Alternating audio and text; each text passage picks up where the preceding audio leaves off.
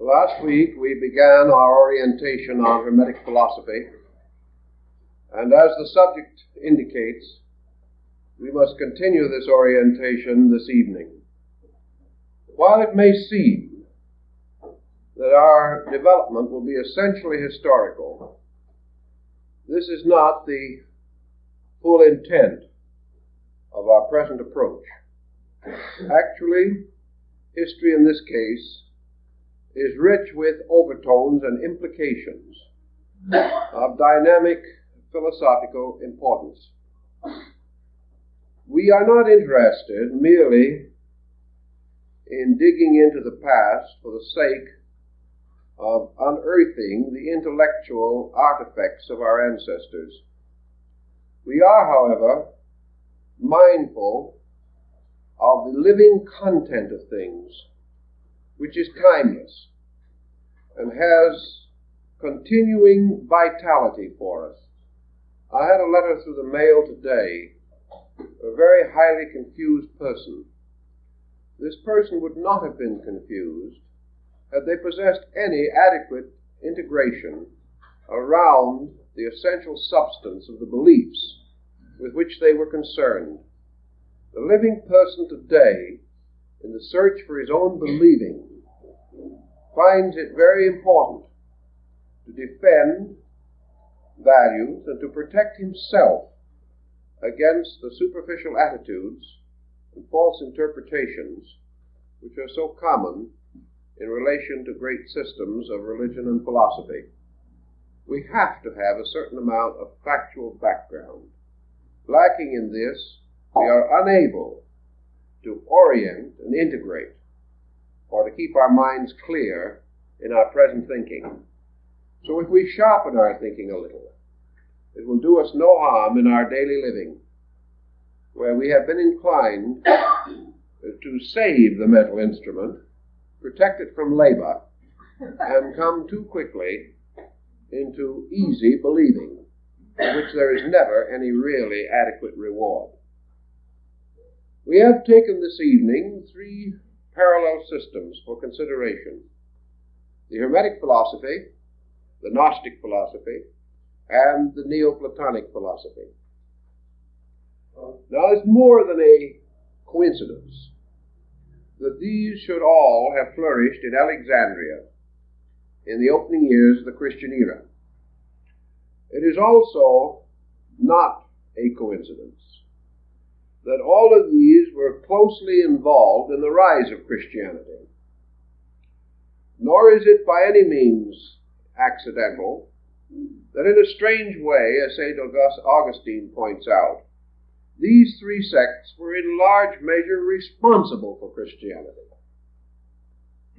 Now, this does not mean he did not certainly intend to imply that Christianity had merely copied these doctrines. Rather, that Christianity, confronted by three schools of the magnitude of these, was forced to make very definite plans of its own. It was forced to overcome at an early date as many of the divisions within its own structure as possible. It required a united front against a world that was not ignorant, not stupid, and not gullible. It therefore was a challenge, and it was this tremendous challenge that to a large measure resulted in the final Council of Nicaea and the Christianizing of the Western Roman Empire. Have it not been for these sects, it is very likely that Christianity might have dissolved in its own internal discords. But confronted by these large enemies, it gathered its resources, defined its position ever more clearly, and finally came to a condition of ascendancy. Thus they formed the adversary, which sharpened the wits of the early Christian fathers and caused them to give much more scholarly attention to their own doctrines than might have been their original inclination.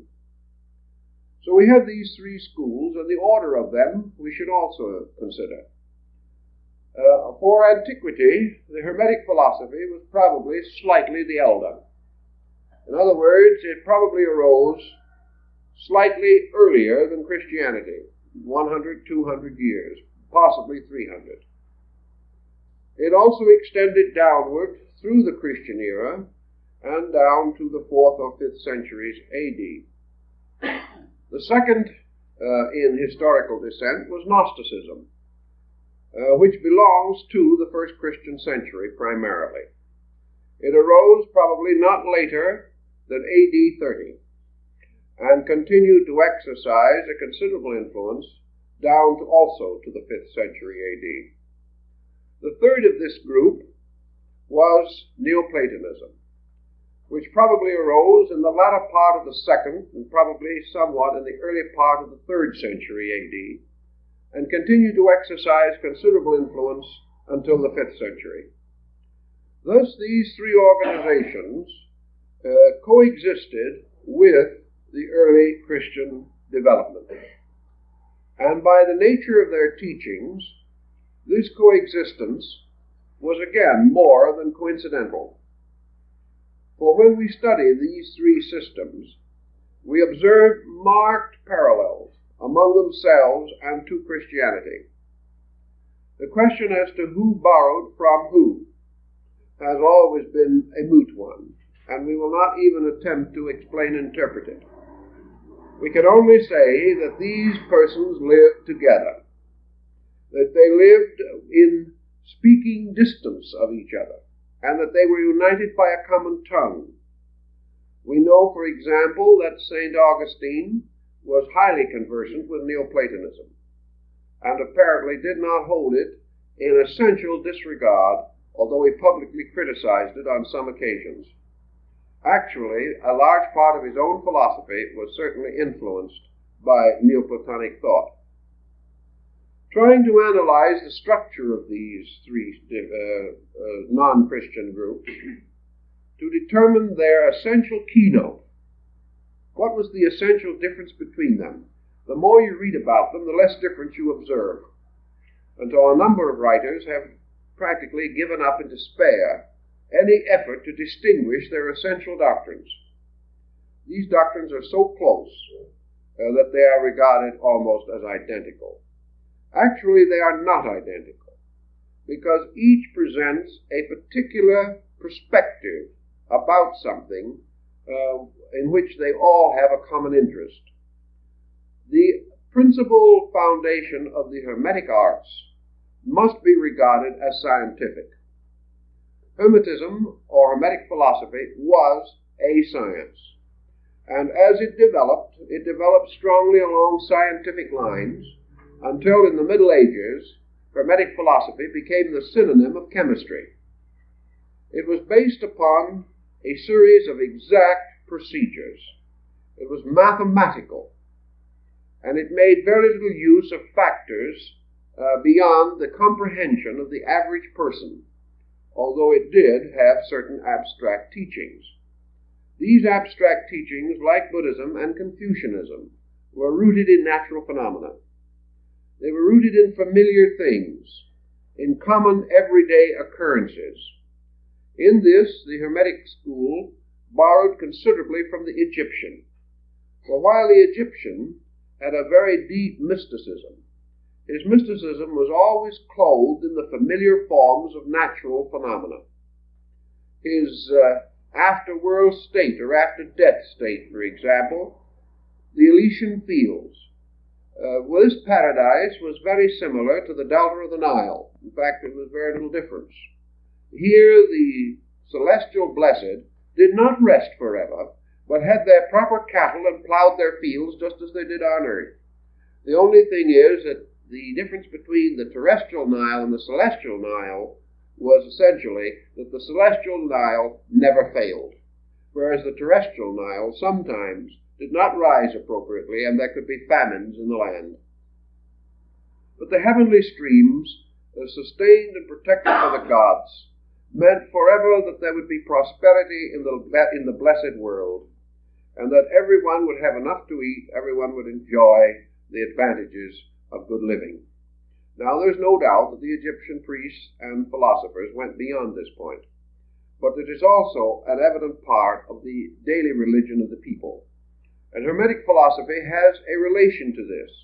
It also went far beyond materialism, but it never went beyond the concept of a universal law. It never transcended the idea that divine procedures were mathematical, that cause and effect were inevitable, that the progress of the human being came through the mastery of certain sciences, and that, of course, the science of sciences was that of life itself. Therefore, Hermetic philosophy emphasized life as an exact science, a science of human generation and regeneration, a science of human perfection. And the Hermetists believed and affirmed that the keys to this science, like the advanced formulas of mathematics, were reserved to certain persons who had advanced themselves in these subjects and have become entitled to receive the great instruction. Thus, everything moved forward on a very orderly procedure. The Hermetic school was a kind of university in which the students advanced from grade to grade according to their abilities. This was a strong point in favor of the school, but also the secret of its ultimate dissolution. The average human being, having reached mature years, does not want to go to school. He does not want a way of life that is dominated by a procedure of constant learning. He feels when he has reached a certain degree of intelligence that he should go out and enjoy himself. Therefore, the Hermetic science was essentially restricted to those of scientific instinct, not necessarily of scientific attainment, but individuals who like to approach life as an exact problem, a mystery to be solved by the instruments of science. And we must not overlook the fact that the instruments of science available in those days were better than we believe or generally accept. We were not living in as dark a time as the modern historian would depict. The Hermetic philosopher had many instruments. He had already received the great arts and sciences of Greece and Egypt. He was already a master of liberal arts. He already had many instruments by means of which he could attain his end. But there was something much to recall to us the great architects of the ancient world in the Hermetic school. These architects fashioned magnificent structures. And Hermetic philosophy was a concept of a magnificent structure built according to laws, built like a vast college or school, a school of life from which no one could graduate without attaining perfection, a school that challenged the person from the cradle to the grave, a school in which he must continue to learn till the day he died. Obviously, this type of thinking would not appeal strongly to the shopkeeper, the merchant, the average person whose interest in science was largely utilitarian, whose knowledge of architecture was exhausted in familiarizing himself with the house in which he lived. This type of thinking, therefore, did not have glamour. It did not have the magnetic appeal of mystery, finally, because the Hermetic school was constantly declaring that there was no mystery in mysticism, that mystery was an illusion, that actually what we call mysterious is nothing but that part of the universe about which we are ignorant, that there can be no real mysteries, and the person growing up is not a magician, not a wonder worker. He is a scientist, gradually familiarizing himself with laws and keeping them, and gradually developing a great ethical, spiritual code based upon these laws. Therefore, actually, in a sense, an exact way of life, built upon observation, experimentation, reflection, and tradition. As inheriting the sciences of ancient Egypt, the Hermetic philosophers therefore thought in terms of medicine. They thought in terms of legislation, of jurisprudence and common law. They thought in terms of mathematics, astronomy, and music. They were distinctly working with subjects which had to be skillfully mastered, and the real proficient was the person who developed the skill to do these things superbly. And education was to give him the skill, not only to practice the daily sciences known at the time, but also the skill to reorganize, redeem, and perfect his own life. Everything was therefore rather a highly educational program, intensely directed toward the person who, having gained what education he could in the world in which he lived, desired to go on and learn more about how to perform specific tasks, learn how to build a better ship, learn how to rediscover and use the lost secrets of Tyrian dyes, learn how to perfect chemicals and drugs, learn how to perform delicate surgery on the human body, to learn chemistry and physiology and anatomy. All these things came as part of the Hermetic doctrine, overtoned, however, by the great concept that all knowledge was sacred. Therefore, that the physician and the judge and the lawyer were actually priests of a universal mystery. And the Hermetic philosophy points out that the end of all of this knowledge is to discover the wisdom and the exactitude and the goodness of divine providence. Thus it is quite conceivable that the Hermetic position could be of interest and value today to a great many persons. Perhaps our modern scientists are deficient principally in the Hermetic overtone, this overtone that science is divine, that the scientist is not one who must build a religion, but rather a man who must experience the immanence of all divine matters in the very exactitudes with which he daily works. Now this, in substance, I think, is the perspective of Hermetic philosophy as distinguished now from these other groups that we wish to discuss. Now, what is the perspective of Gnosticism? Not long ago on Sunday morning we gave a discussion of the Gnostic ideals of Valentinus. Therefore, we will assume that many of you heard that. We will digest it a little, but try to cover the ground for those who did not hear this lecture. Gnosticism, which arose in both Syria and North Africa, in the first century, within the first 30 or 40 years of the Christian era, had one peculiar disadvantage from the beginning. It was never a completely united system. Gnosticism was always at least a three-pronged instrument. Gnosticism was broken up at a very early period into sects.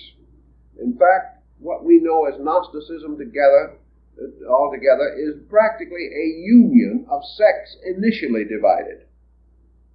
Thus, instead of having a system strong around a central core, or a central teacher, or a central leader, we have a dozen or more groups with various backgrounds and various religious doctrines with which they were attempting to create the Gnostic position.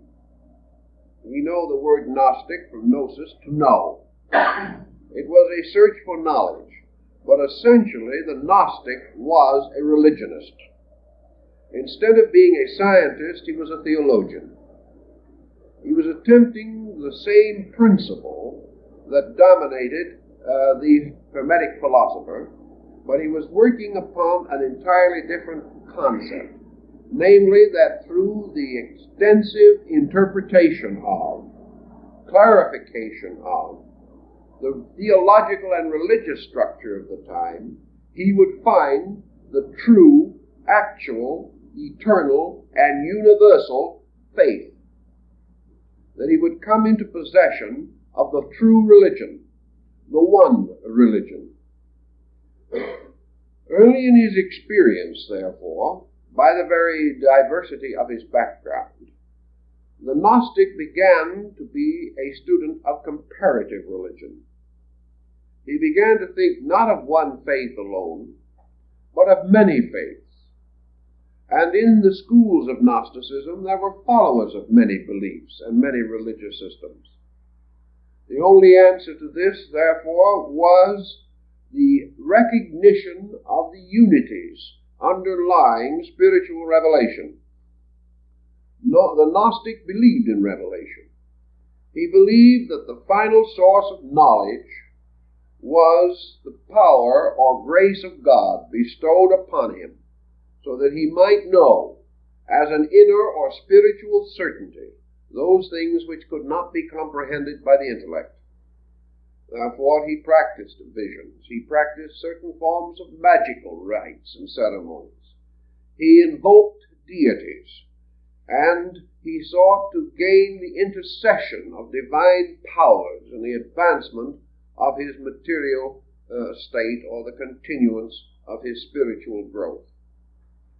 The three great schools of Gnosticism that have descended to us, the Syrian under Simon Magus, the Egyptian under Basilides, and the other Egyptian school under Valentinus, constitute only three of probably nearly a dozen branches. These represented again, however, a very peculiar level of thinking. If the ancient was not inclined to be scientific in a large way, he was not also inclined to be theological in a large way as the Gnostic understood the term. For example, the average Roman, the average Alexandrian, the average Egyptian or person of the area certainly could not discourse learnedly on comparative religion. Western man could hardly do it until the last few centuries. It was not common for the believer in those days to have any interest in beliefs other than his own. As we mentioned last week, the state religions, the various gods ruling areas and provinces, formed the background of the theologies of local groups. They seldom went beyond these. And had it not been for Rome, probably the whole concept of comparative religion would have been greatly delayed. But the Roman Empire, by conquest and colonization, forced this study upon the dawning mind of European man. Gnosticism, we will say then, was represented by little groups, probably 100 little groups, divided into 8 or 10 schools. These little groups consisted of a teacher, something like an Oriental yogin or master of the Vedanta system, a saintly person. This saintly person was surrounded by disciples. These disciples in smaller areas might be a dozen, in larger areas perhaps 100. But it is very doubtful if during the rise of Gnosticism that the total body of the Gnostic order ever reached more than 2,000 or 3,000. It could not, for the simple reason that it demanded a kind of thinking that was strange to the time. It demanded the individual devote a great deal of personal labor to the contemplation and interpretation of things. It made it necessary for the believer to examine the various aspects of the deity he worshipped, as these aspects were found in the religions and beliefs of maybe a dozen other nations. This kind of contemplation was not for the marketplace. It was not for the individual who was busy in the merchandising of his daily profession or trade. Thus the Gnostics almost immediately became ascetics, wandered into the wilderness, separated themselves largely from the communion of other persons of other interests. They were content to be devout, content to contemplate and to meditate to pray and to examine the secrets of religion as they understood these secrets. Naturally, under this pattern, they did not have the staying power, because they could not touch the popular mind. They could not touch the majority of people. It's probable that even in their own day, the Gnostics were regarded as mysterious, as being persons set apart, strange, perhaps even mad. Their thinking was not in the terms of prevailing orthodoxy. The Syrian Gnostics had trouble with the Orthodox Jewish religion. Later, the Christian Gnostics had trouble with Christianity. The one link between the Gnostics and Christianity that remained strong for a considerable period of time was the link of the teachings of St. Paul. The Paulian group was very close to the Gnosis, and many of the Gnostic teachers quoted St. Paul as being the outstanding example of the teacher of their time relating to the mystery of Christianity. Now, the Gnosis moved toward Christianity, and Christianity certainly enveloped phases of the Gnosis. But there was always a conflict there that could not be completely reconciled, the nearest point of reconciliation being in the works of Paul. In Gnosticism, for example, the principle of redemption was an eternal principle, ever functioning. The principle of redemption in Gnosticism was unhistorical. It was known to the first man, and it would be known to the last man, because redemption was an attribute of eternal deity itself. Redemption, therefore, did not center upon any historical time or historical person.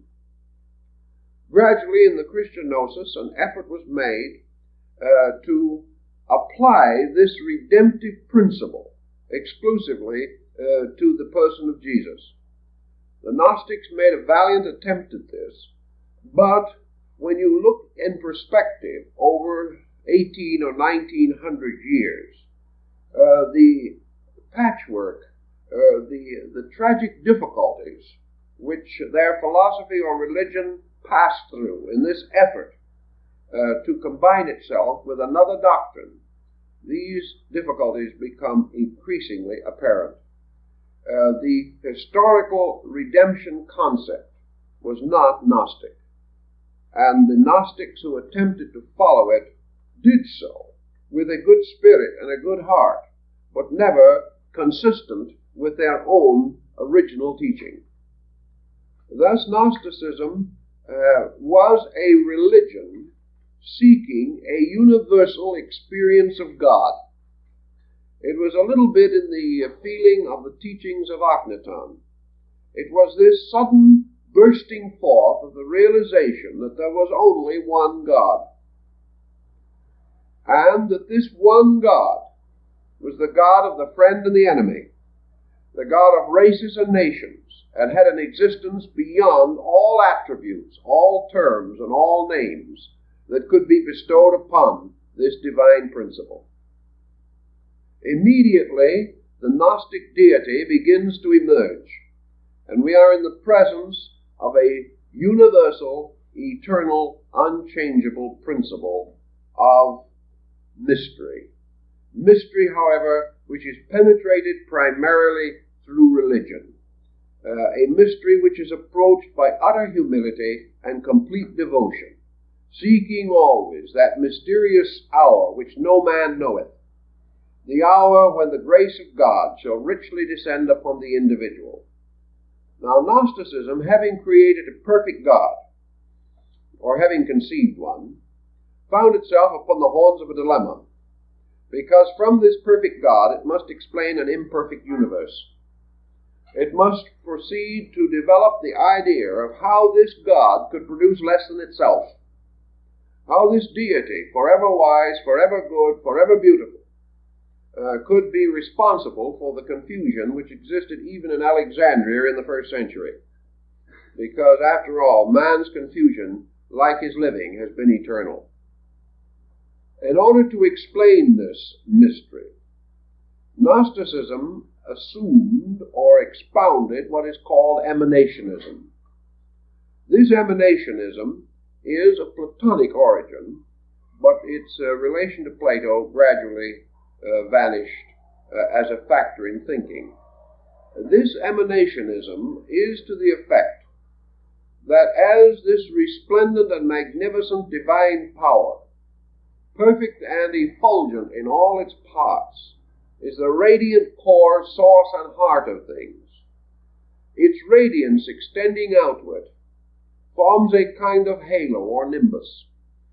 And this first brilliant nimbus surrounding the mysterious, unknowable core of things, the Gnostics called nous, or mind.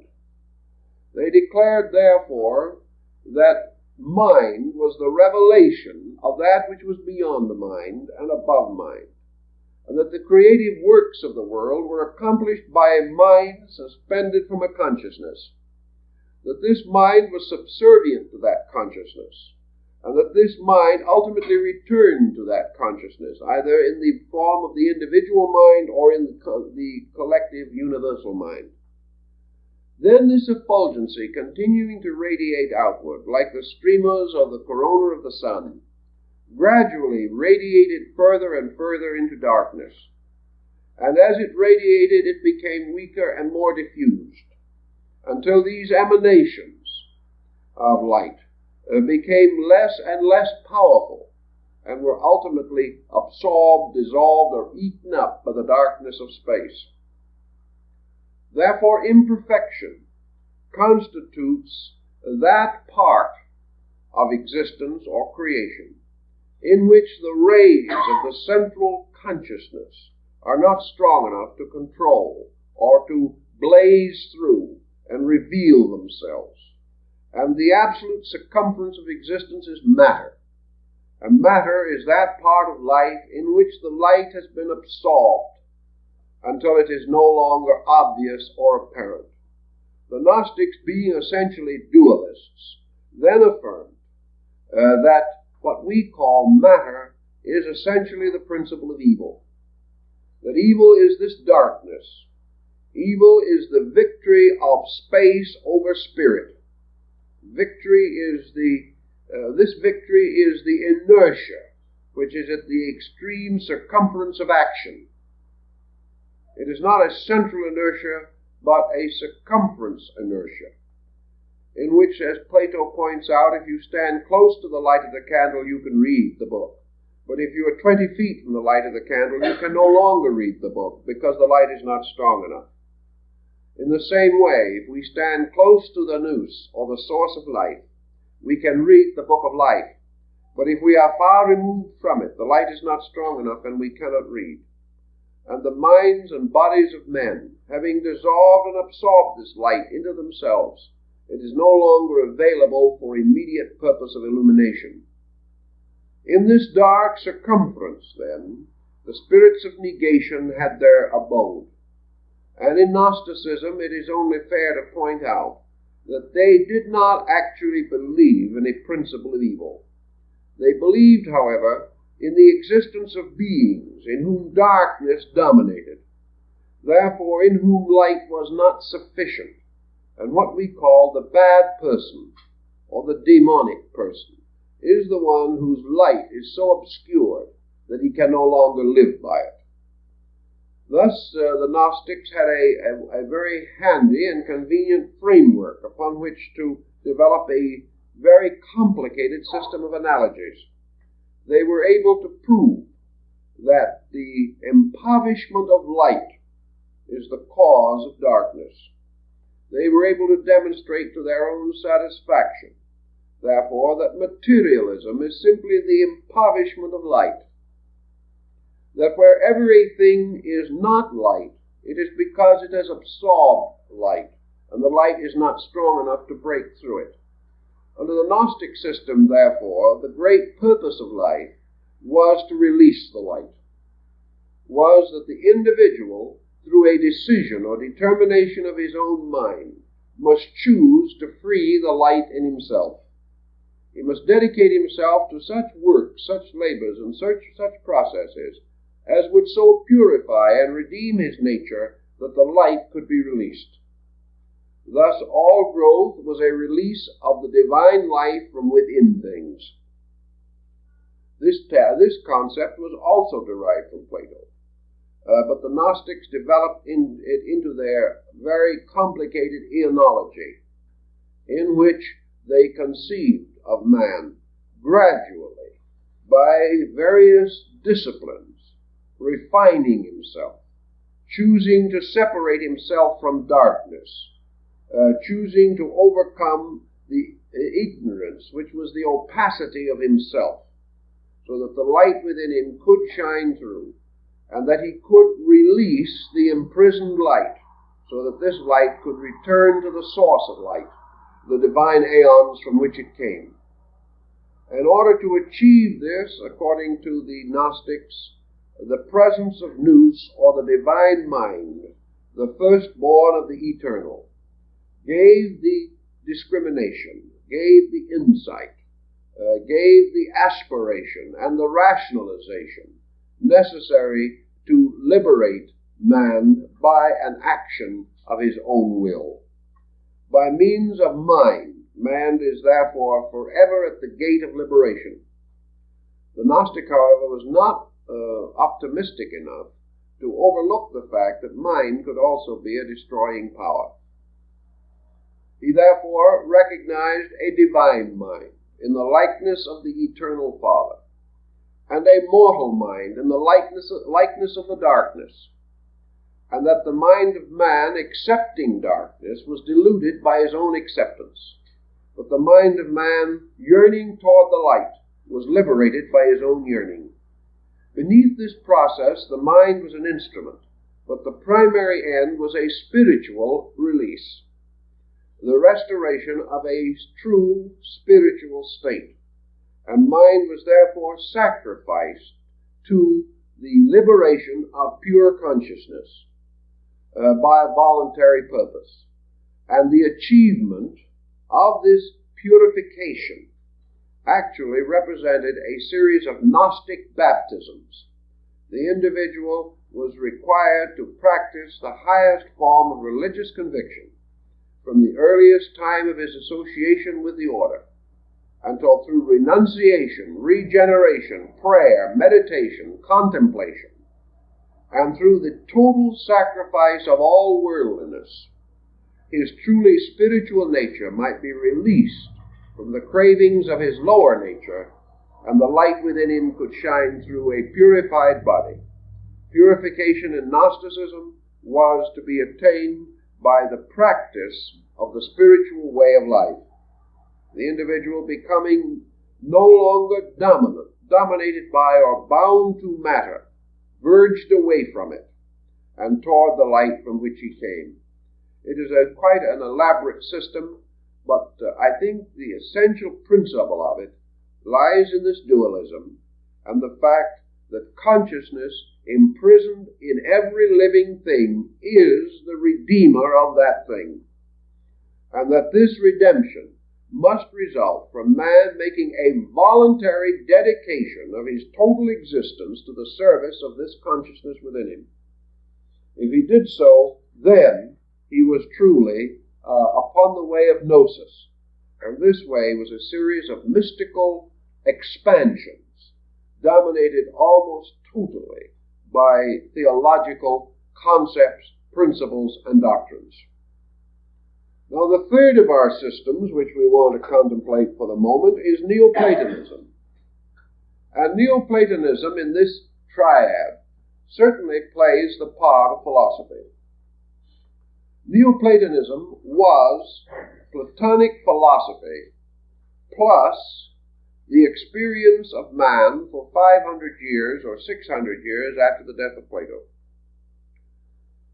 As we have noted in the previous discussion, the world of the 1st and 2nd centuries A.D.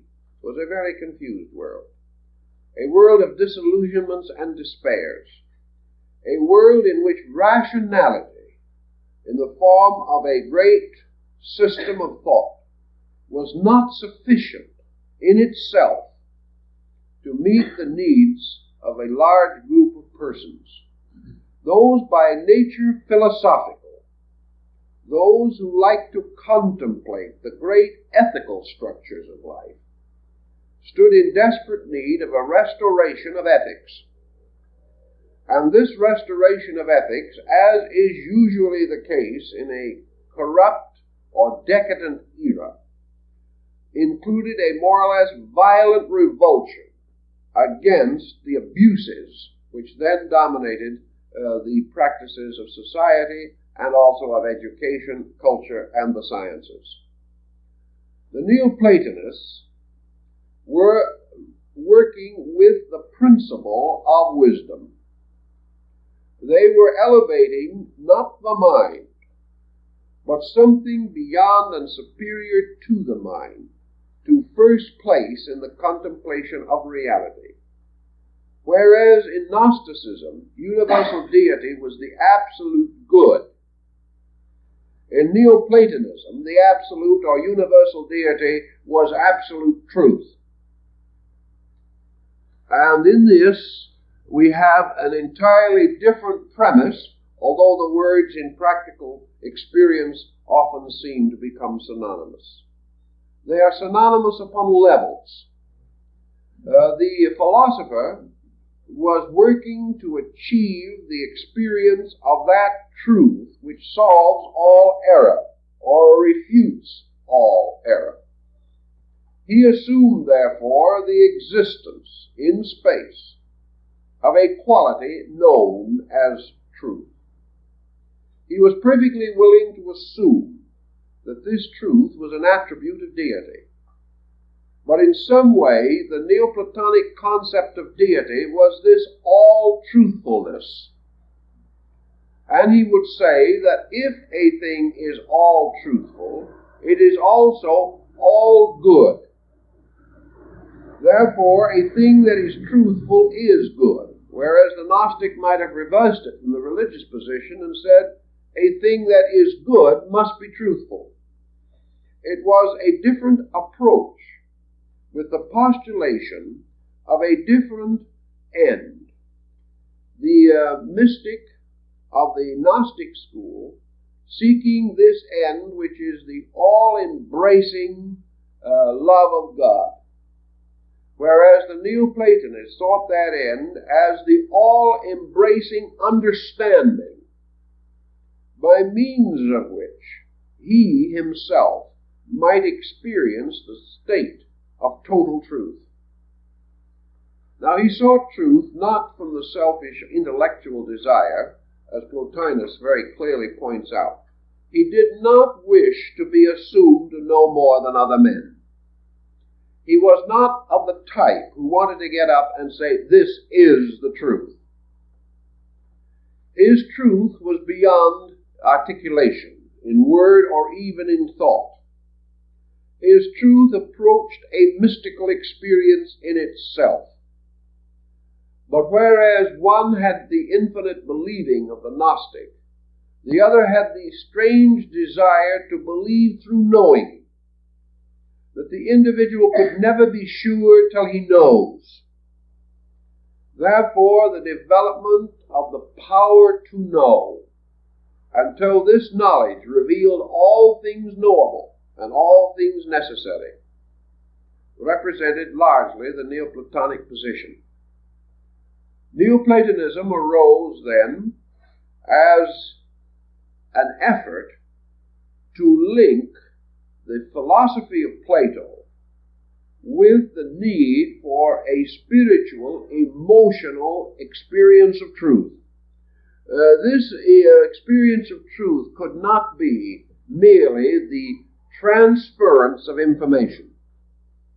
No individual could say to another man confidentially, this is the truth. Even if it was so, and even if the statement was true, there could be no communication of truth apart from a dynamic experience which involved the immediate sense of internal knowing on the part of the person to whom the so-called truth was communicated. Truth could never be anything worldly. It could never be the truth about planets or comets or the tides or the seasons. This truth had to be the all truth, which was man's experience of the true discovery of his relationship to everything that exists, including himself. And in order to have this experience, he must also have the full experience of the wonderful world structure to which he was intimately related. He must not only think of God and about God, he must think with God. So Neoplatonism was this search for truthful thinking, thinking with the mind of God. Thus, as the Hermetic philosophers might have assumed God to be absolute law, and the Gnostic school absolute good or absolute virtue, so in the Neoplatonic school, God was the continuous state of absolute knowing. God knows all things. God is a state of eternal knowing without center or circumference. That which knows all things notes also the sparrow's fall. God is a universal knowing beyond mind, a knowing which is seated in the heart-mind structure of every creature, so that man is capable of a kind of knowing that is without mind. A kind of knowing that is strangely passionless, and yet when experienced is a total experience from which no part of the being can escape, and which causes afterwards the individual to say, with a strange finality of revelation, I know.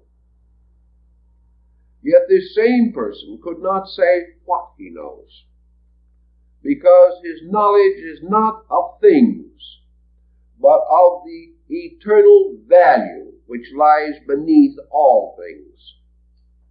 Thus, knowing in Neoplatonism is practically and functionally this internal power to know value, to apperceive or apprehend essential, essence in things, and to experience identity with essence. Neoplatonism, therefore, would follow in the Buddhist concept that while man seems to have a mind and seems to have a knowing power, he is actually knowing with the mind of God, whether he knows it or not. And this mind, which seems to be his, is actually an eternal mind, the eternity of which he has not recognized or accepted. Thus, Neoplatonism carries with it a certain pattern of acceptances of the presence of value where it might not immediately be suspected. Now, what was the structure of Neoplatonism in relation to some of these problems with which we are concerned? It is not difficult to realize that when we start talking about essence and knowing, and the power to know apart from the power to think, that the Neoplatonists left the larger part of the Greco-Egyptian world behind them. They were thinking in an entirely different dimension also from their contemporaries.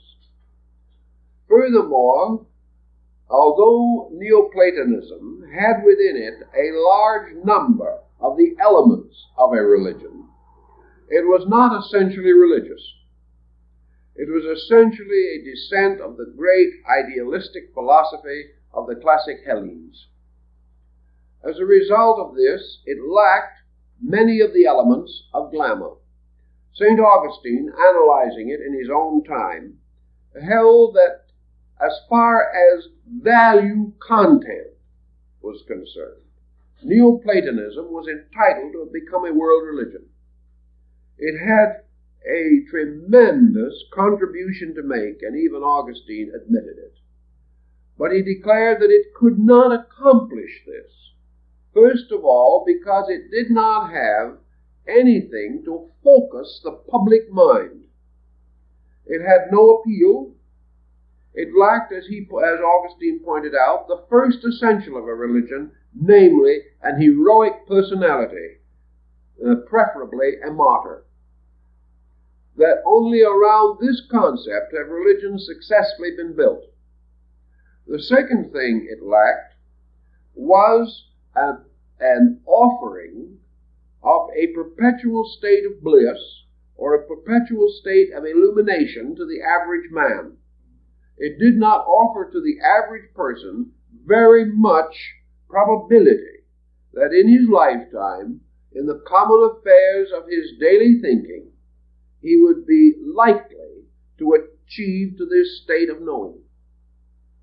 It must again be reserved for the person who is willing to dedicate his life, his resources, his time, everything that he has, to the prodigious examination of himself and of his universe, and the contemplation of internal wealth, the wealth of idea, the pure wealth of contemplative induction. This type of thinking certainly could not be popular. Also, again, not only was Neoplatonism a minority group, but it drew around itself only a limited number of scholars, most of them not glamorous, very few of them understood, and all of them inclined to express their ideas on so abstract a level of dissertation or of oration or of writing, such as the Aeneads of Proclus or Plotinus, that they simply were not comprehensible to the average person.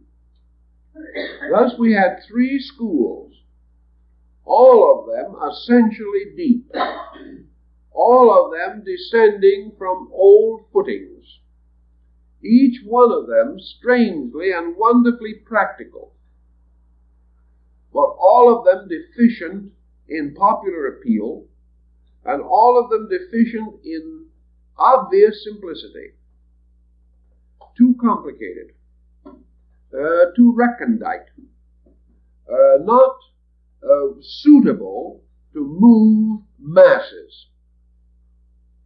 Now, at this time, and under these conditions, the relationship between these schools and Christianity can be more clearly understood. Christianity moved into this great focus with an extremely simple moral ethical code. Actually, in spite of the various writings of the early church fathers, who some of them were rather vitriolic on the subject, there is no real indication that Gnosticism, Neoplatonism, or Hermeticism ever actually assailed the teachings of Jesus. They did not.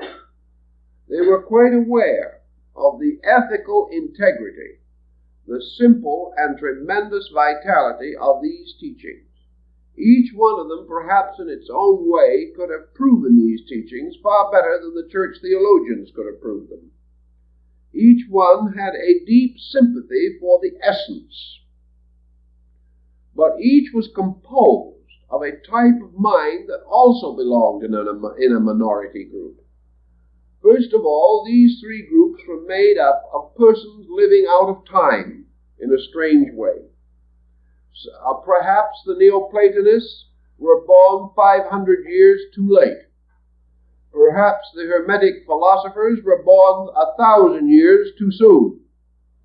And perhaps the Gnostic had the unfortunate misfortune of being born at a strategic moment when other things were more important than his own ideas. But all of these groups had a strange lack of contemporary vitality. They were deep, Many of them had descended from the old mystery systems. They had within themselves sciences and forms of knowledge that should not and did not die. But not one of them was in a position to step into the great human tragedy that was moving the face of the Near East and the Mediterranean area at the time. They could not console this average person under loss, under pain, under misery. They did not have this power of direct approach. They could take the ignorant man and educate him. They could take the unlearned man, and if he wanted to become learned, they could teach him. But they could not take the average person and console him where he was as he was. And because of these situations, the groups fell into a minority relationship to the rising power of Christianity, which had a tremendous appeal to a very large group of persons under misfortune, who wished consolation, who wanted something upon which to build hope and faith immediately, something to sustain them in a very heavy crisis. Now, what neither the church nor anyone else could know at that time was that the history of Europe and Western civilization from the beginning of the Christian era to the present day has been one constant sequence of crises. There has hardly been a moment in which the immediate need for consolation was not present.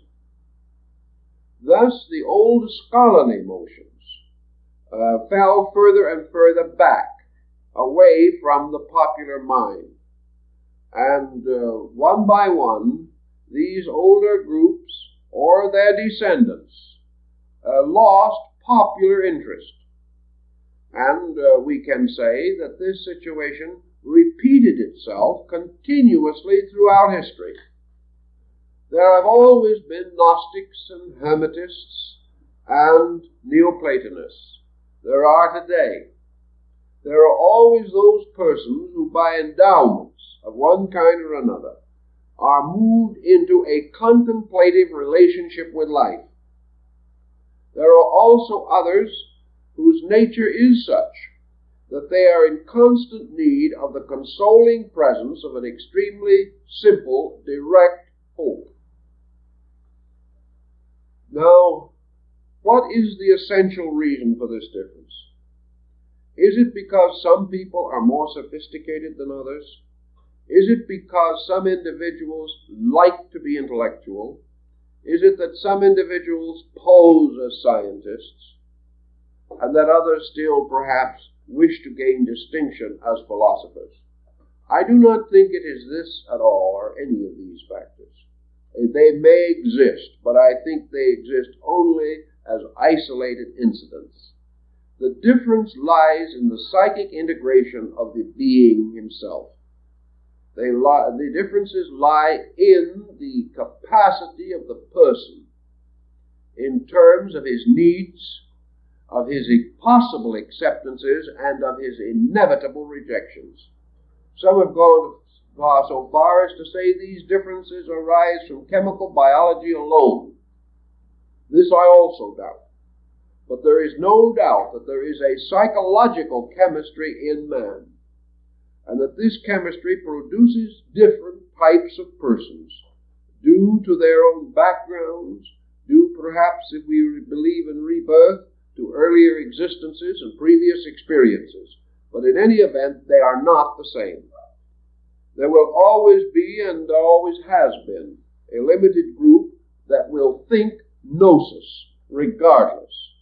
There is a limited group that will think in terms of Hermetism.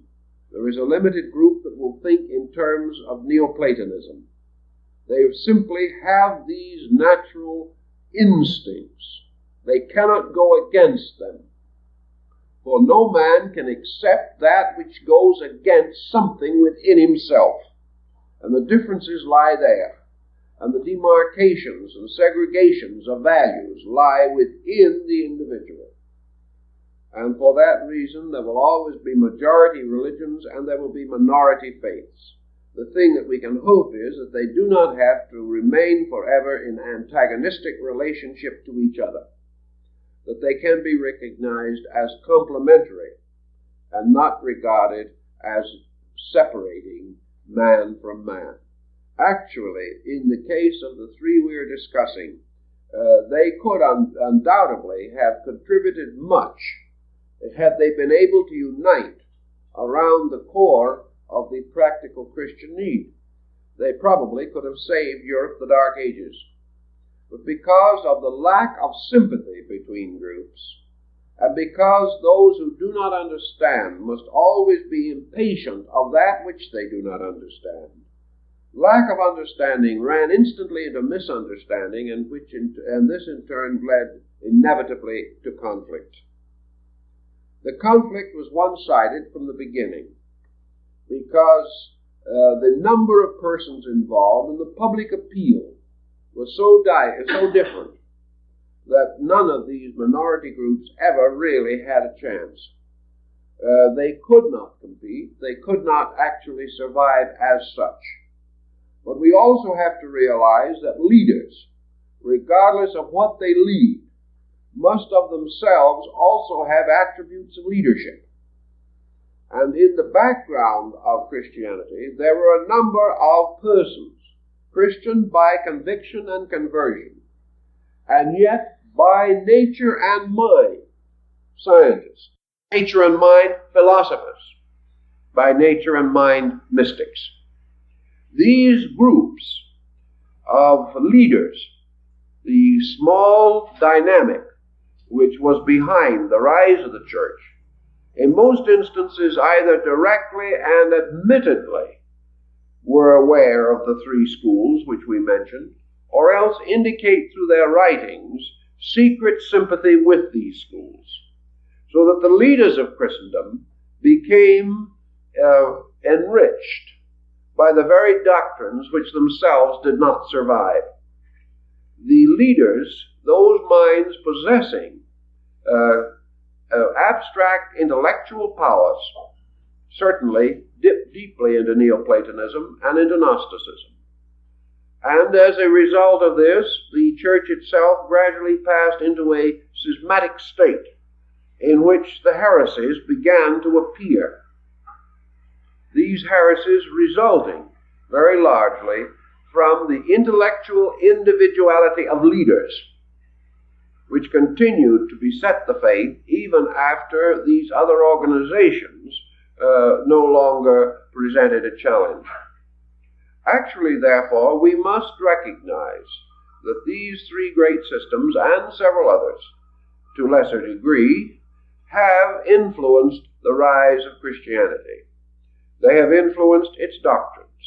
And as we have said, the uniting of the Christian front against these non-Christian movements hastened the rise of hierarchical Christianity. That is, the rise of a strong central church government, capable of clearly stating its own convictions. And this in turn called up the councils, the various gatherings, the synods, and the assemblies in which the great ecclesiastical principles were variously debated until gradually the Christianity that we know took form and appeared. Now, if we have these patterns a little bit familiar to us, we can see essentially that even in our own thinking, as in those days, the individual is not united. Synesius of Alexandria was a Christian bishop, a Neoplatonist, a Gnostic, and a Hermetist at the same time, and found no difficulty, no conflict, no contradiction, and no heresy, simply because he had not the kind of intellectual capacity that pigeonholed various concepts within his own nature. He was perhaps more able to build a magnificent faith upon the total reconciliation of the inconsistencies between these doctrines. was also able, by the grace of God, to retain his orthodox standing, in spite of all of these modifying circumstances. He therefore represents, in a sense, the synthesis of these beliefs, and to our thinking today, a rather outstanding example of the possibility of religious reconciliation. Now, reconciliation in our time does involve very strongly the problem of these three schools, and still, to a measure, the prevailing orthodoxy in which these schools function. Today, for example, we have in the world a prevailing orthodoxy.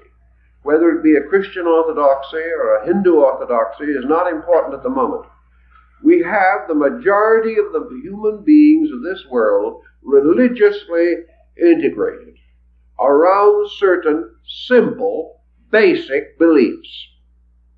These beliefs include certainly the reality of the existence of God, the immortality of the human soul, and the victory of good over evil. These beliefs are disseminated even throughout the so-called Soviet Union, and every effort of materialism in that area to overthrow these beliefs has notably failed. These beliefs exist in China, they exist in India, and in all parts of the world. Thus we have a tremendous body of belief in fundamental spiritual value.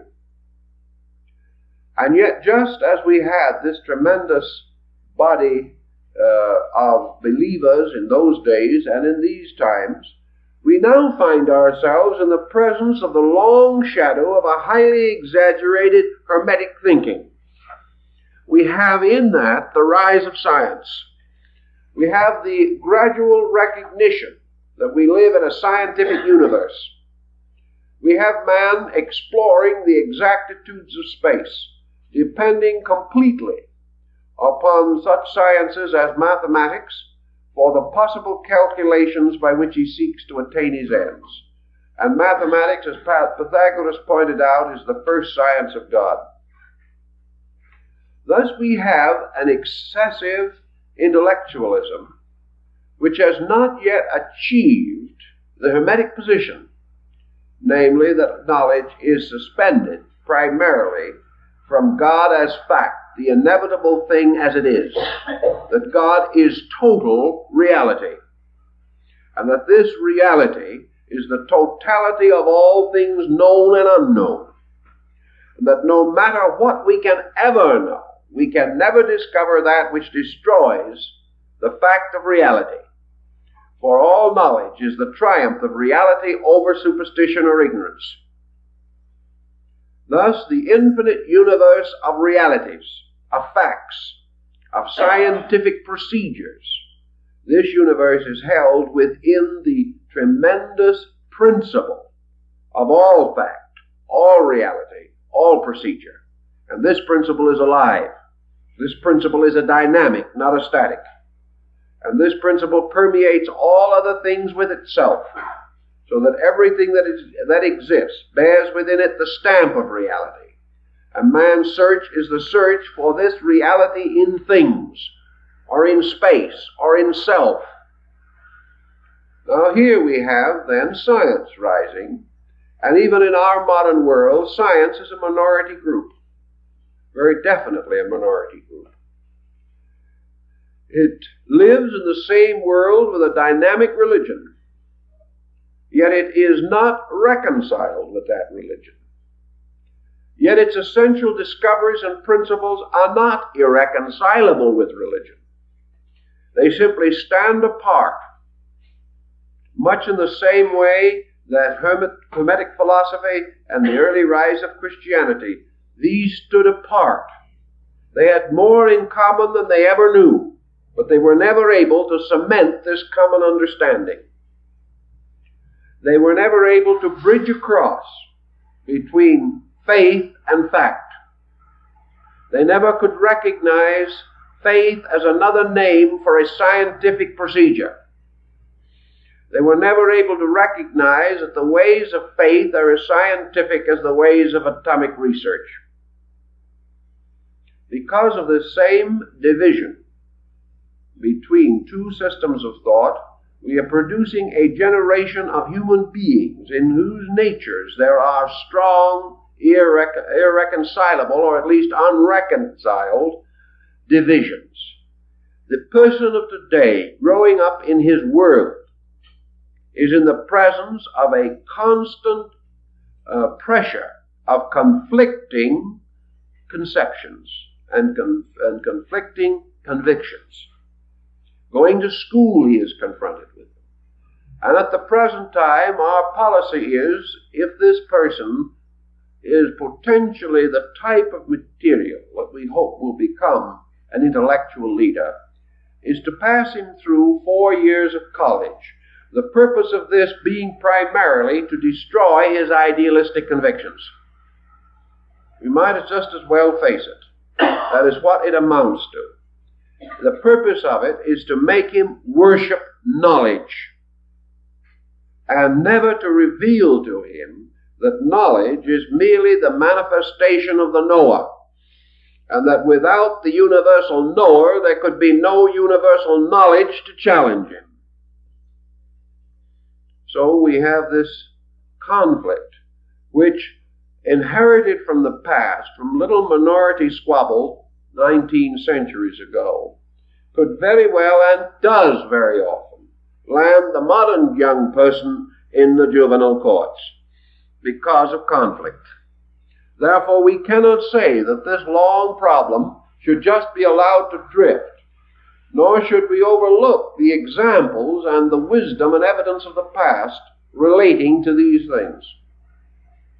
Now, as we go along in this, we find there are other minority groups, as distinguished from the popular mind, a structure very difficult to analyze at this time, because it doesn't seem to be very sure of what it is thinking, if at all. In distinction to the popular mind, we have what we term the intellectual. Now, the intellectual, or the mental type, the individual who is searching for knowledge per se, he is not necessarily searching for mathematical formulas. He is searching for the power to know, and the end of knowing, of course, is the knowledge of good and evil. The knower, the intellectual, also presents a problem. We have had nearly 18 centuries of him in the post-Christian world under the general name of the intellectual leader, the philosopher, the scholar, the learned person, the professor. Everything from the school teacher to the Oxford Dome comes under this particular heading. He is also the teacher, because the teacher is one of whom it must be assumed that he knows at least more than those he teaches. This is sometimes an assumption, but at the same time, there are evidences to sustain that in most cases there is a certain leadership possible. But now this problem of knowing has given us a variety of knowing beliefs. And we have today the great clash of the intellectual schools. We have the Kantians and the Hegelians. We have the defenders of Schopenhauer and the defenders of Nietzsche. We have new philosophies of every kind, from the idealism of Bergson to the prevailing distemper of existentialism.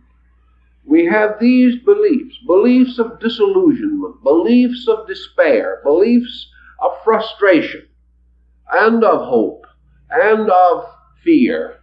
We have beliefs of all kinds, rising from or catering to the neurotic pressures of our time.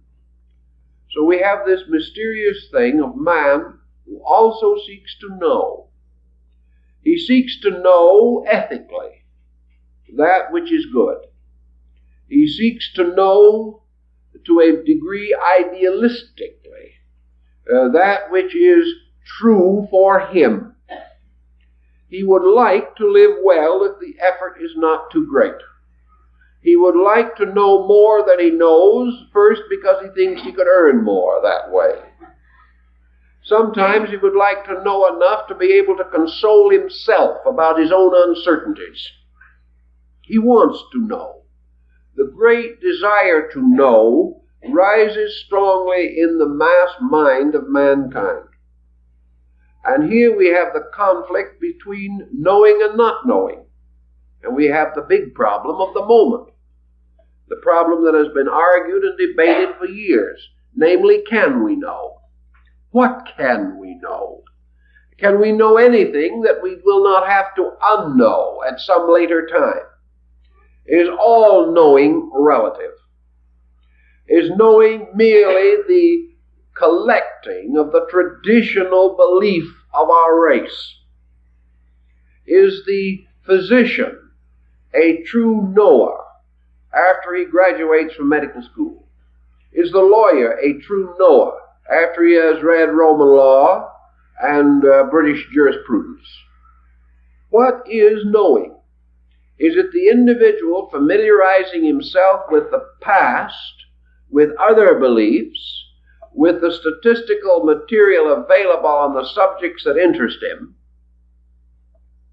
Is this knowing merely the handing on of report? And we have this very strongly in education. And Neoplatonism points out that the fallacy here is that all knowing must ascend, that the end of knowing is that man shall truly know the truth, and that the truth is something that is apart from particular knowledge. A man may discover something of truth by learning to play the piano. But if he does not add this concept to something else, he will become a musician, but he will not become a truth knower. That truth is something total, and that all education must in some way strive for this totality, but it does not know how. Thus there has to be this truth that sets us free, instead of this neo-truth that keeps us in bondage. The Neoplatonist answers very simply that the only solution to this problem is to recognize that man partakes in his own nature not only of the attributes of truth possibility, but the very substance of a living truth fact. That the truth resides in the innermost parts of the conscious life of man, and that the great journey of the individual is from ignorance to truth, and that truth is something supreme, something infinitely sacred, something absolutely divine, and that therefore the search for truth is essentially identical with the search for all realities with which the human being is concerned. The individual who attains to the state of truth has discovered why he should live well and how he can live well. There can therefore be no truth, as Plotinus points out, that does not produce a change away from error in the actual life of the person who attains it. A person can be educated and still unmoral. A person cannot possess truth or be possessed by truth and be unmoral. The individual can become learned and still be dishonest. But the one who attains truth cannot be dishonest. Therefore, truth is a transforming, living thing. And that which attains it can never function inconsistently with that which it has attained. On this grounds, all knowledge is at the moment inadequate, for we have no form of knowledge which compels us instinctively, inevitably, and irresistibly to right action. We know much and still have to struggle with our own conscience. We know exactly what we should do, but we haven't the courage to do it. the truths we so-called possess are not dynamic enough to give us the vitality or the fulfillment of themselves in conduct. This is the great burden of Neoplatonism, and it is certainly the burden of Confucianism. For Confucius said, the superior man is one who is incapable of an inferior action. It isn't one who doesn't perform it because he knows better. It is the one who is incapable of it, because the instinct which has given him this superiority moving from within himself is irresistible. It is moving from the same or deeper source or as the source or as the cause of his previous difficulty came from. He is moved from within to compromise. When truth is his, he is moved from within not to compromise, and he will always follow inward motion. And the reason why he does not do well always at the present time is because inward motion does not impel him to do well. So truth now becomes to Neoplatonism the irresistible, redeeming, regenerating, civilizing power. And nothing can be said to be true that does not change people for the better. It may be a fact that the tides are affected by the moon. It may be a fact that there are certain formulas by which atoms can be split. It may be a fact that they have been split. But unless the discovery of how to split atoms carries with it such a tremendous spiritual experience that the person who splits the atom can never, from any motive or reason, permit that knowledge to be used for anything but good. Unless that is there, there is no truth, regardless of the fact. Truth must be the power that makes us do things well and do that which is good. For the end of truth is to know that which is good, and therefore to possess both the knowledge and the dynamic to perform that which we know. This is the danger pointed out by Neoplatonism in relationship to education. And their cry, their problem, their premise is just as sound today as it was then. And because they were a minority sect and at that time were neglected, those who say the same things today are a minority sect and will be neglected. But that which is said is nevertheless true. And whether it is accepted or rejected, as Neoplatonism points out, truth is unmoved, like the old American Indian proverb that is said to have been inscribed around the walls of the study of King George V of England. The moon is not frightened by the baying of wolves. That which is does not change, regardless of whether it is accepted or not accepted. Thus, Neoplatonism has its offering of today. Man searching for the dynamic of truth. And if he searched for the dynamic of truth as industriously and as patiently as he has sought other things, for instance, his knowledge of atomics, he would today not only have a great science, but a great morality to control it, which he does not have.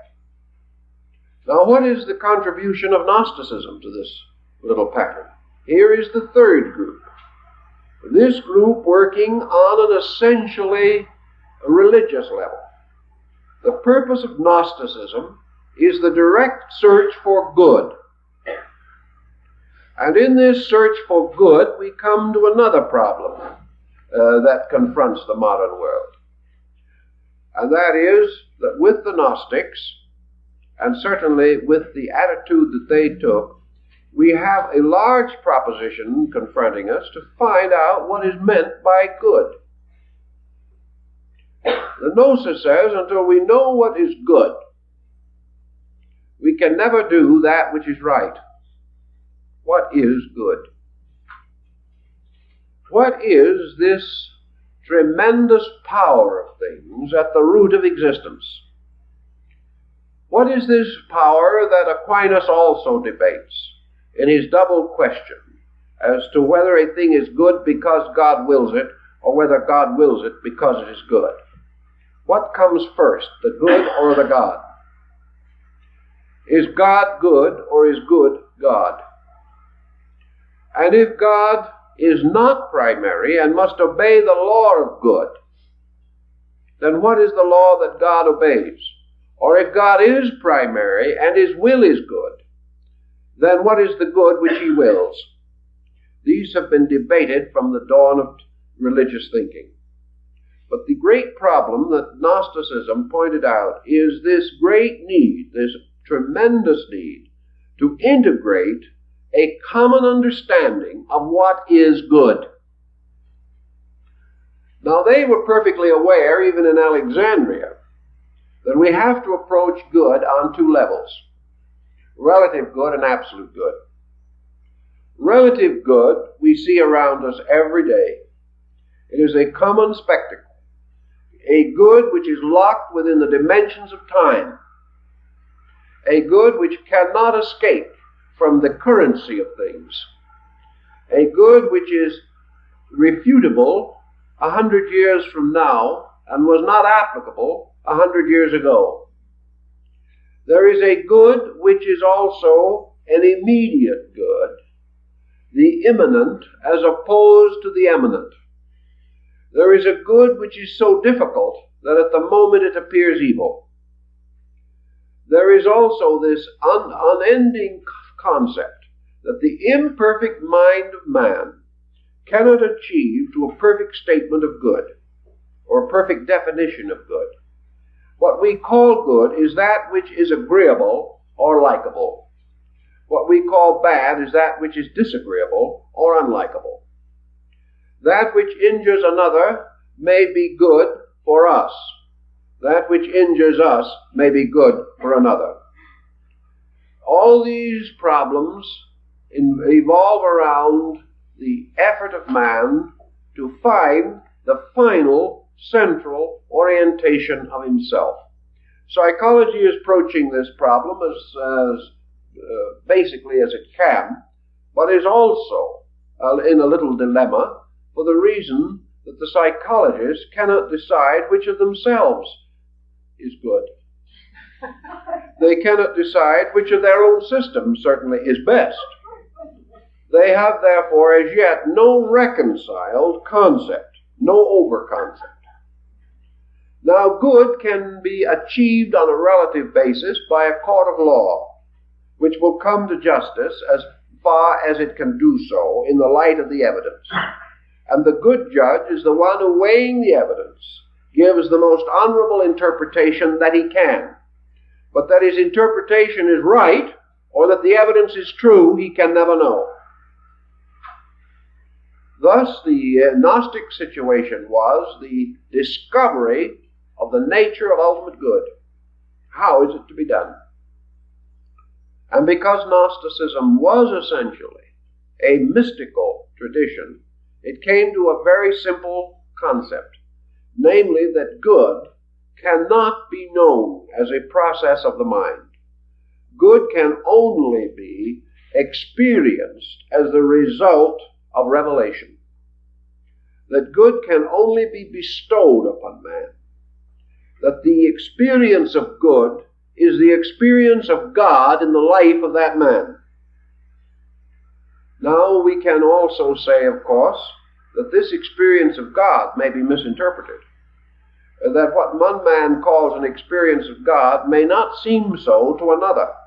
And in the name of the experience of God, some very terrible things have been done to the world. And in a great many instances, terrible doctrines and horrible edicts have been passed, undoubtedly with the deepest sincerity and the full contrition of spirit. What then is to guide us in the knowing of internal good? And of course, Gnosticism points out that this is the entire concept behind the theory or the philosophy of various purgations of consciousness, or cathartic philosophy. producing a catharsis or cleansing of the individual.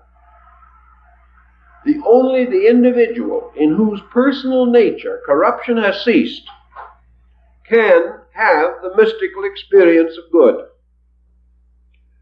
If any other person has such a kind of experience, he will distort it and deform it and profane it by the very process of it passing through his consciousness.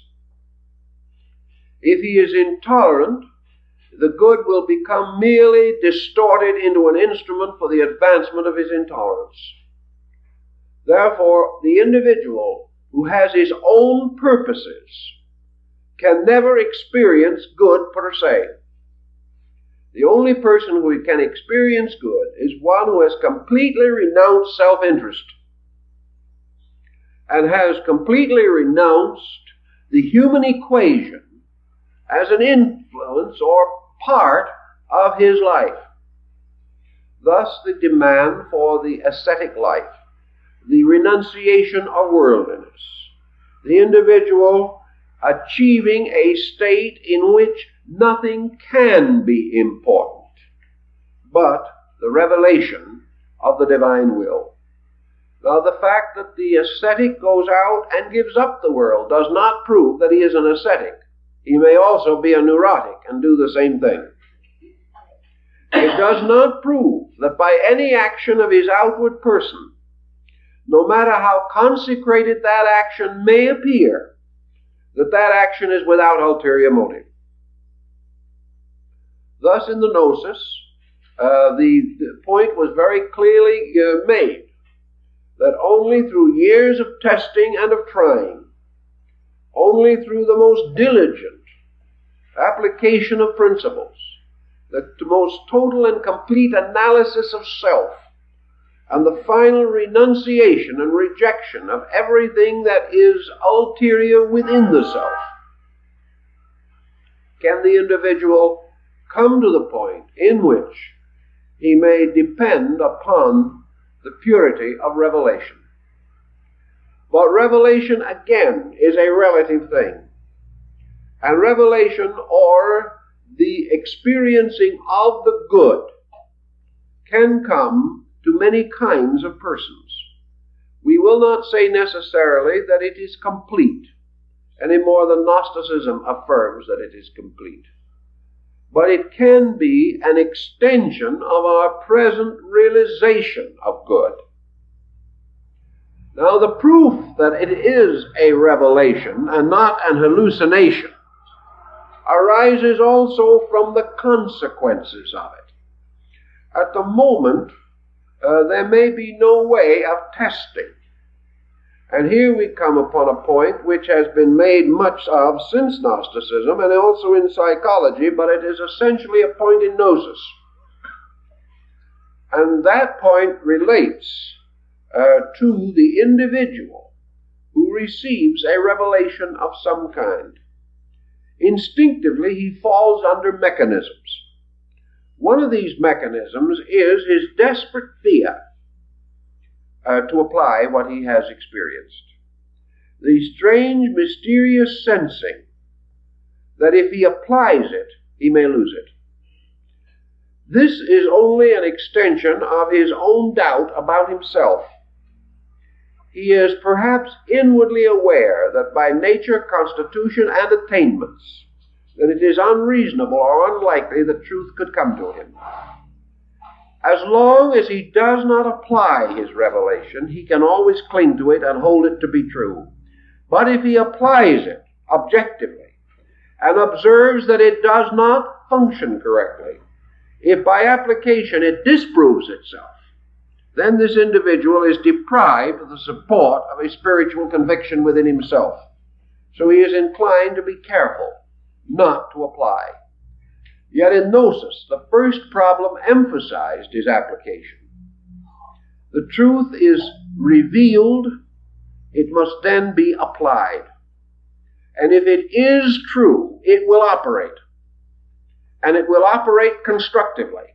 And it will produce nothing different from itself under any condition. If it is true, it will increase truth. If it is untrue, it will increase error.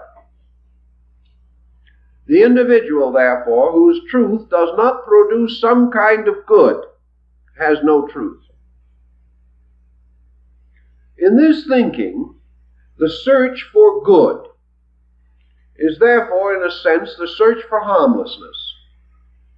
It is the search for value, which again produces within the individual a condition of integration or homogeneity of effort.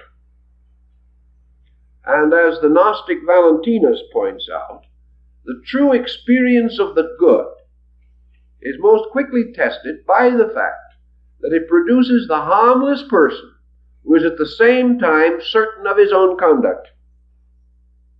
The individual who by instinct cannot perform an action contrary to good.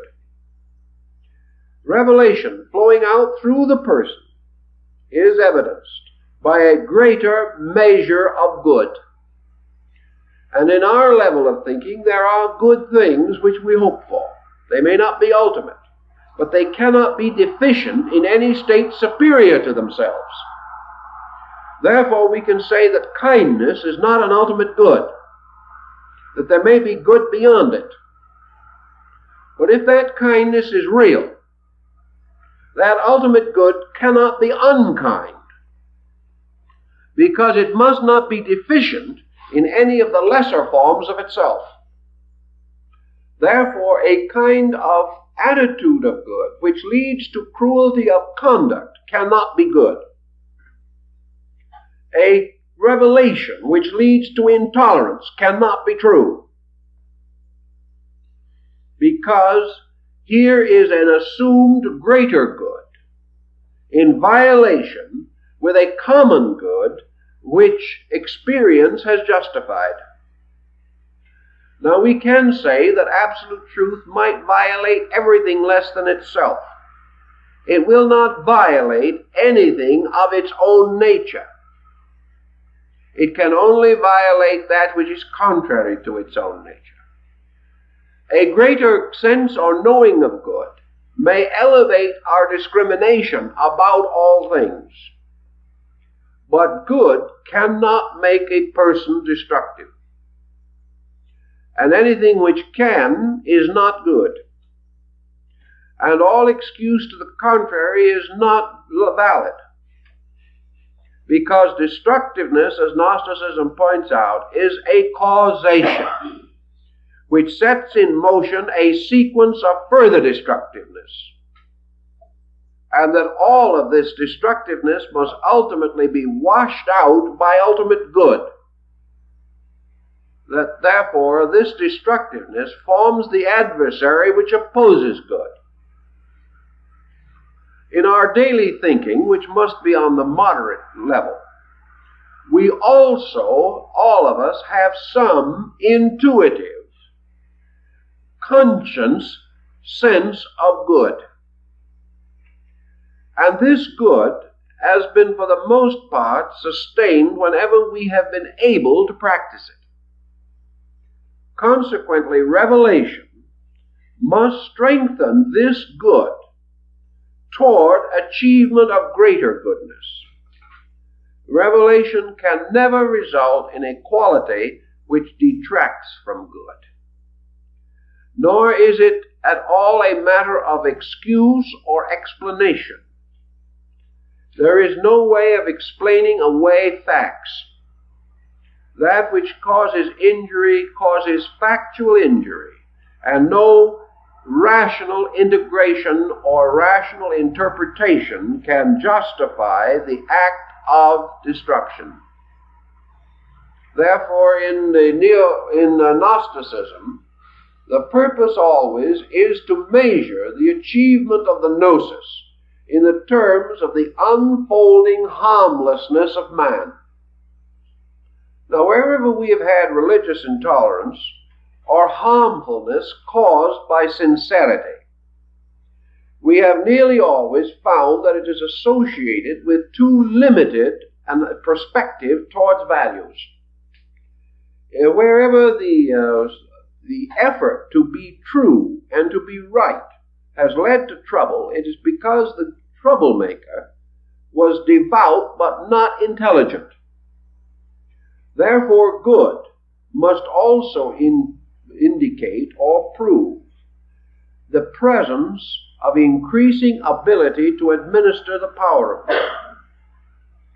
The individual who achieves a spiritual value receives with his inner understanding a sense of use. It is not possible for an individual to say, for instance, as people have come to me and said, "I've just been illuminated, what did it mean?" You can't have such a situation, inasmuch as an extension of consciousness is an extension of meaning and cannot exist apart from it. And any extension, apparently, of strange phenomenal circumstances not accompanied by an appropriate extension of understanding must be regarded as delusional of some kind. The individual cannot grow inwardly without improving his total nature. Though the Gnostic pointed out that the search for good becomes the supreme career of the truly devout person, for in his effort to serve God, his only protection is his own enlightened understanding. It is the only way in which he can preserve the honor of deity. For if in a benighted, fanatical manner he even tries to serve God, he will disgrace that which he serves. So all service involves man's growing ability to comprehend the good and to act according to the comprehension of the good which he possesses, thus opening the way for the increase of this factor within his own experience consciousness. Now here we have these patterns then, adding up to the problems of our time, coming down to us as directive, as for instance concerned with such a question as, where will we all be as a civilization, as a people, 100 years from now? Not necessarily ourselves, we may not be present, but our world collectively thinking. Where will this world be if we lack directives, if we continue to have no more internal resource than we have today? What will our external achievements do to us? And that was the question that the Gnostics were asking, and the Neoplatonists and the Hermetists 2,000 years ago, or nearly so. What are these directions without directive? They simply mean drifting along lines of opportunism or retrenching against immediate disaster without plan, purpose, program, or any design suitable to achieve lasting results. Now, as our primary purpose in this series is not only to compare these teachings, but to point out primarily the Hermetic position in preparation for a study of the actual Hermetic literature itself, I think we must come back now to their premise, the scientific premise, in which they reached out and actually enclosed a large part of both Gnosticism and Neoplatonism. At least the masters of the Hermetic schools intertwined their teachings with those of these other schools and also with the system of Christianity. Christianity perhaps played a less important part in their thinking than the other schools for the simple reason that Christianity was an obvious thing. When you say to someone, do good to others, or be honest, or be kind, or be brotherly, you do not challenge the scientist, nor do you challenge the philosopher. If he is a person of values, he admits that this is true, regardless of what the logic behind it may be. He might be able to spend 10 years and develop the scientific explanation, but it would still only support something so obvious and so undeniable that there would be love's labor lost. There would be nothing gained by such an endeavor. Therefore, these schools sought to work with problems not quite so obvious, but which must ultimately arise in the course of growth, because in the course of growth, everything that is concealed must be revealed. And growth is the unfolding into the obvious of things not obvious. So the Hermetic school was seeking to create foundations upon which newer generations could build structures of knowing, by means of which the total program of human society could be advanced. They did not intend that these programs of knowing would ever interfere with a Sermon on the Mount or any of these essential convictions of Christian mysticism. They were simply seeking for more exact instruments of knowing in specialized fields of endeavor.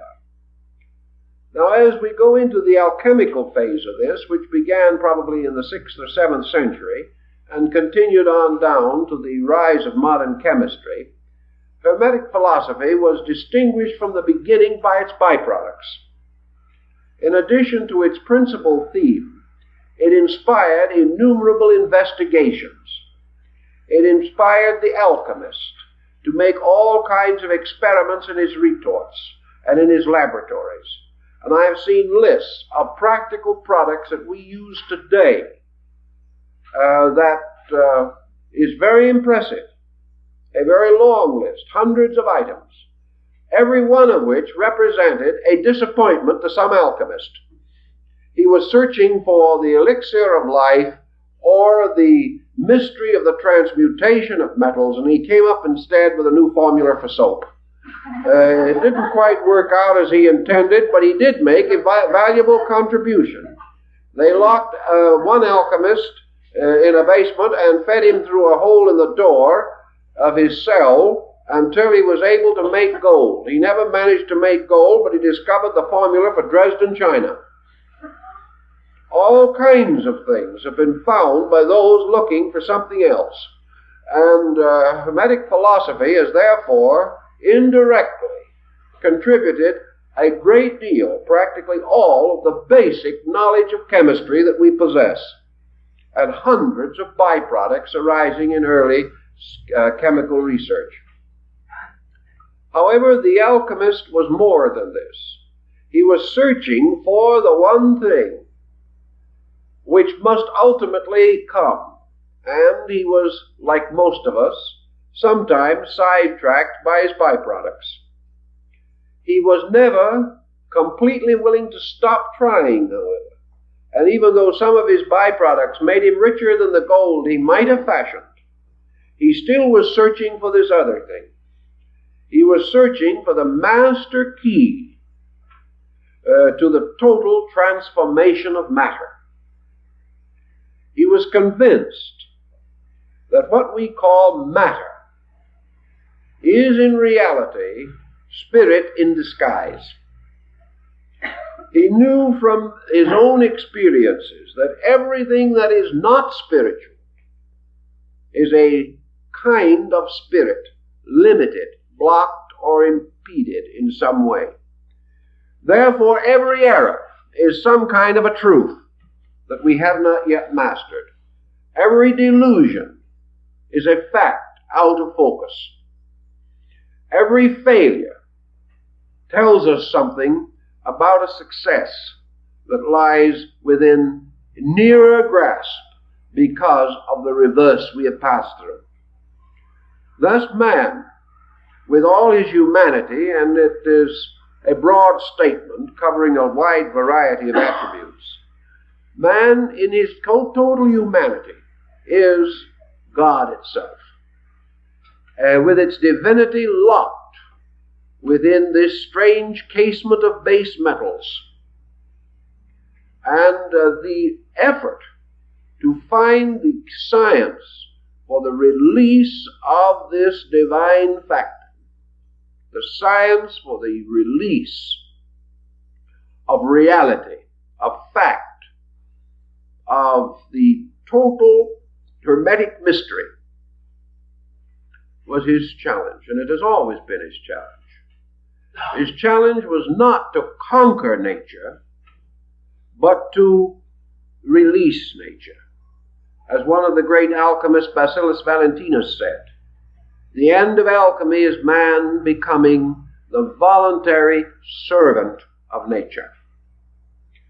That nature must be obeyed, and that wisdom is not the ravishing and ravaging of nature. The wisdom is man achieving a subtle, sensitive, spiritual rapport with nature, in which man can cause nature to open her wonders, reveal them without fear to the being who is without fault. This is almost exactly the wording of Valentinus. And it is the idea, the concept of man persuading, man inducing the universe to give up its secret.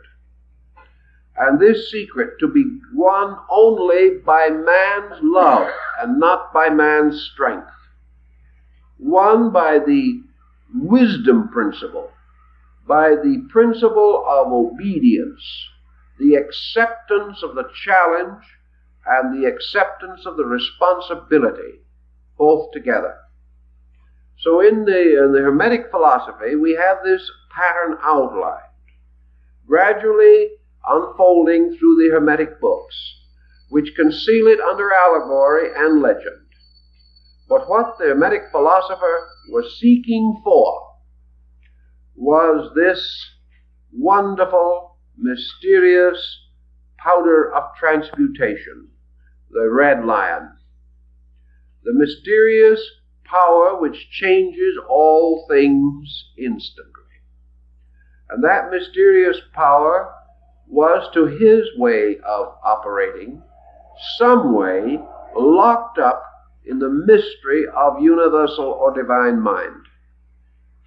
That this mind had some way within it the power of the spontaneous release of itself. That mind, as the bridge between nature and God, can be crossed. And that this mind can, in some mysterious way, open a blazing core of facts by means of which the individual becomes master of the world. Not because he becomes its ruler, not because he becomes richer than someone else, not because others honor him, but simply because he has achieved mastery over illusion. That he stands in the full awareness of the glory of the creating power. That he accepts totally the highest of all scientific facts, and that is this fact of the eternal presence of this gold, this mysterious substance locked in everything. The alchemist says, and I remember the work by Weidenfeld, The Secret of the Adepts, in which it is stated that the alchemist does not manufacture gold. He does not create gold. He discovers it. He finds it where it is. He causes it to grow. He feeds it the nutrition that is necessary for its survival. And when he has brought it forth into birth, then this gold will transmute a world of base metals, 100,000 times its own weight, into the purest gold. This is the great golden key of science. Science which can transmute and transform all need, all inability, all lack into an abundance by drawing upon the universal principle of truth, or gold, that is locked in everything. And man, having discovered the perfect science of sciences, can then transform or transmute 100,000 times the weight of truth in ignorance, and transform it immediately into pure gold. For wherever this touches, It is like the fabled king of Crete. Everything it touches is turned to gold. Thus, everything that the true science key touches or unlocks is turned into truth, turned into reality, turned into a useful and necessary aid to the advancement of the total state of the universe, and along with it, the immediate state of man. So the search for the science of sciences, the science which transforms that which is not spirit into spirit again, or releases spirit, causing it to grow in all things, including in man himself, until it becomes the master of the world. All of these speculations were concealed in terms strange and obscure, but changed into modern language and into modern thinking. There is not one of these speculations that does not have a contemporary application. It points out to us the things we must do now, the things that need the doing, and reminds us as we gather here that as in Alexandria, there will only be a few who will know what is needed or will be impelled to meet that need. But out of each generation there must be some who will carry on this mysterious golden thread until in the fullness of time the restoration of essential learning can be achieved. Because the answer was there in the beginning, and until men accept the answer, the problems can never be solved. And in these answers that we have suggested, I think we lay a sufficient foundation to go on later with the next step of our Hermetic researches. And thank you very much.